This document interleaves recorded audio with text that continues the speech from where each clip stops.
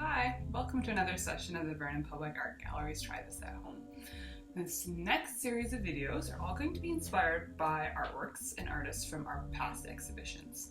So today we are going to be looking at some works from our exhibition titled What's Around the Corner by Kevin Spetifore. Kevin Spetifore is a Vernon-based artist who works primarily in the medium of collage and painting. Spetifore's artwork is deeply moved by the power of color, line, and texture.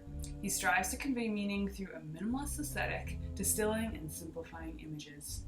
He values automatic drawing and experimental process as the starting points in his creative practice and prioritizes spontaneous generation over preconceived notions. So his exhibition included large-scale abstract paintings and collages. His collages are big, bold, bright, and created with paint chips.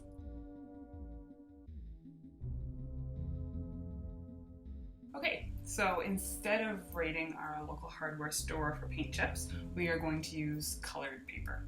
So you can use whatever colored paper you have on hand, maybe a pack of Crayola construction paper, or some sort of printer paper that you can buy at Staples, whatever you got. If you don't have any colored paper at home and you still really want to do this, you can always take printer paper and color it multiple colors, whatever floats your boat.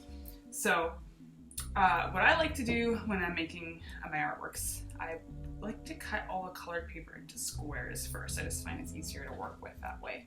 So you'll gather your colored construction paper, cut them into squares, have your paper ready to go. You're going to need some glue, some scissors, then you need to brainstorm what kind of image you want to create. So we can create maybe some more striped artworks inspired by Kevin, like this artwork. Or maybe you want to make some more geometric abstract artworks like one of these artworks by Kevin. Or if you have younger ones around, maybe you just want to take this opportunity to talk about colors and shapes and just kind of create whatever happens. So I'm thinking for today we are going to do just that. So to start off, let's talk about colors. I guess you can't really talk about colors without talking about primary colors. Primary colors are colors that you can't create by mixing other colors together.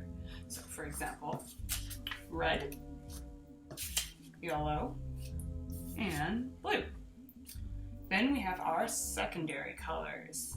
So secondary colors are the colors that you can create by mixing your primaries together. So red and yellow will make orange. Yellow and blue will make green, and blue and red will make purple. Next, we can talk about tertiary colors. So tertiary colors are when you have your primary color and you mix it with a secondary color. So for example, if we're looking at our color wheel here, if you mix red, which is a primary color, with a secondary color like purple, you create a reddy purple. The same can be said for the other ones, like a yellowy green or a orangey red, anytime you're mixing a primary with a secondary color. The next ones we can talk about are complementary colors. So complementary colors are two colors that are opposite of each other on the color wheel. So for example, this is kind of a messy color wheel, so it's not exactly perfect, but red and green are opposite. Those are complementary colors. Opposite again, yellow and purple. Also, one of my favorites, orange and blue. So they're opposite on the color wheel. They're complementary colors. We also have something called analogous colors. So those are the three colors that are side by side on the color wheel. So, for example, red, orange, yellow, green, blue, and like a darker blue. Whatever you see on your color wheel, the three that are next to each other. We can also talk about warm and cool colors.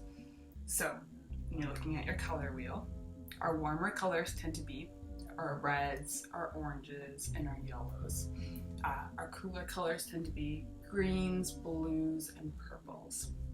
So now that you are a color master, we can start making our own artworks. So since we're kind of just going with it and we're winging it, we're just going to take these squares and start cutting shapes from them. So if you have a square like this, you can create many shapes from it. You can cut it straight in the middle to make 2 triangles. We can create some circles. We can create some rectangles, whatever you would like. So I'm gonna get started, cut some shapes. I'm thinking I'll probably just use about 5 colors. Now, whatever you do is up to you, but 5 seems like a nice amount of colors. Not too many, but not too little. So here we go.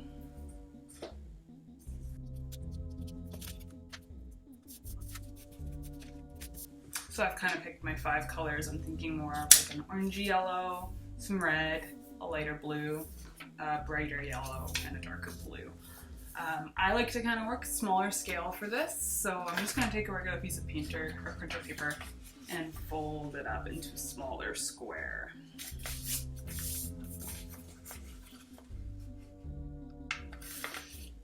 Something for today's intensive purpose, we'll just work on something this small.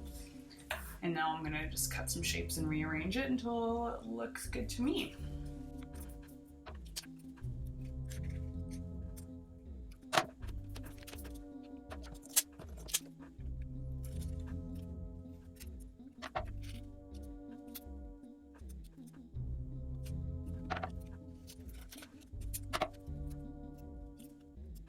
So as you can see, I'm just kind of tucking things underneath or layering it over top, just playing around until I think it looks good. Then I'll continue playing around and glue it down once I'm ready. So instead of wasting your time by cutting and moving around indecisively, here's a couple ones I've already finished to show you what I'm doing here. So this was one. I use a lighter blue, darker blue, red, orange, yellow. And then a more simple one here. And then, like I mentioned, we can do ones that are different, kind of more inspired by Kevin's work, more geometric shapes. You can do some stripes. Really have fun with this and do whatever you like. It's a really meditative, sort of easy, adaptable lesson that we can be doing. So for our next series of Try This at Home videos, like I mentioned, they're all inspired by either past exhibitions and the artists and artworks that they have created. So the next one on our list is Katherine Pickering, and it's going to be released on May 15th. And when she had her exhibition at the Vernon Public Art Gallery, she talked a lot about her research and how she created her artworks. And she mentioned that she would go on night walks with a flashlight and would look at the environment through that sort of lens. So our artworks are going to be called flashlight artworks. So stay tuned for that to get some more information and figure out how you can do that at home. Okay, take care guys, until next time.